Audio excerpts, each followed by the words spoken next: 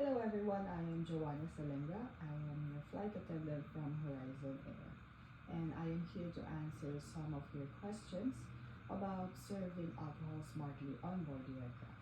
The first question is, what are some rules and regulations airline crew should follow when it comes to serving alcohol smartly on board?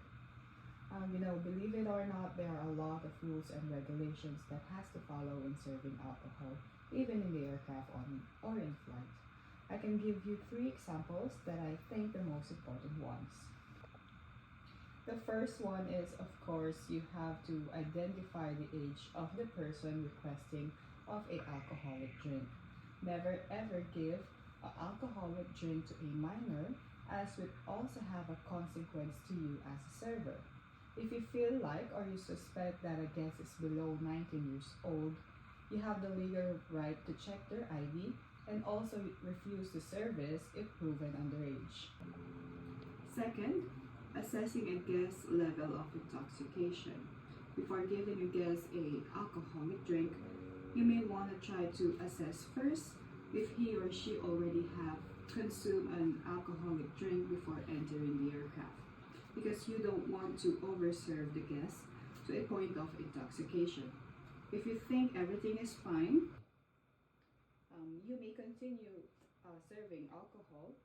Just always monitor the guest with his or her alcohol consumption. And lastly, preventing guest intoxication. Of course, you wouldn't want to have an intoxicated guest on board. If you think that the guest is starting to show some signs of intoxication, try to slow the service every time he or she asks.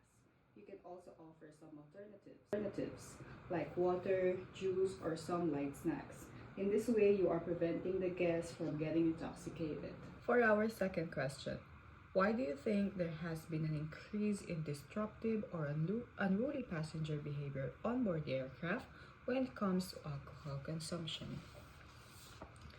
In my opinion, I think there has been an increase in disruptive or unruly passengers' behavior on board when it comes to alcohol use because it's free. It's just that it's different to a bar or a restaurant. In passengers' mind, they can get alcohol whenever they want since it's free, included in their fare. So I think they are trying to take advantage of it.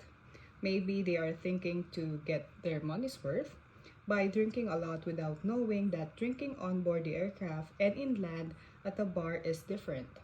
The drink at the bar is equivalent to a 2 drinks in flight. If their tolerance is about 4 drinks, they thought they can have 4 drinks too in flight. But that will be equivalent to 8 drinks in flight, and they are not aware of that. For our third question, what are the possible risks when passengers are overserved on board? There are a lot of different possible risks when you overserve a passenger on board. Some of the risks may result to a minimal consequence, and some may result to a bigger problem. We can start from the minimal risk. Some passengers may just fall asleep if they are intoxicated, and that will be good if they just fall asleep. Some may cause disruptiveness in flight, like they can be loud, annoying, and will bother other passengers and crew. Some can be unruly and will not listen to flight attendants and may cause disturbance. But unfortunately, there are also some bigger risks when a passenger is overserved. It may lead to an accident, especially if they are driving home after landing to their destination. Some may also pick a fight to another person on board. These are just some of the possible risks, as there are a lot of them. As the situation is different, so just as always keep in mind not to overserve a passenger on board. For question number 4, could you please give one example of situation that happened on board the aircraft due to overconsumption of alcohol, and what was the outcome? There was this recent incident this year, April 2023, when a drunk passenger on board a Delta flight kisses a flight attendant. The passenger named David Allen Burke, 61 years old, who is a first-class passenger and overdrunk. The flight attendant already denied the service to Mr. Burke as he is already intoxicated. As per the reports, Mr. Burke allegedly stopped into the galley to compliment the flight attendant and is requesting for a kiss. When the flight attendant refused, Mr. Burke allegedly grabbed his neck and then dragged the attendant towards him and kissed his neck. As an outcome to the incident, Mr. Burke faces charges of assault and criminal charges and will appear to court to this ongoing investigation. And for our last question, what can airlines do moving forward to lessen the incidents involving passengers and alcohol? Why the airline industry have a responsibility to serve passengers safely on board? All airlines' number one priority is the safety of passengers, then service and comfort.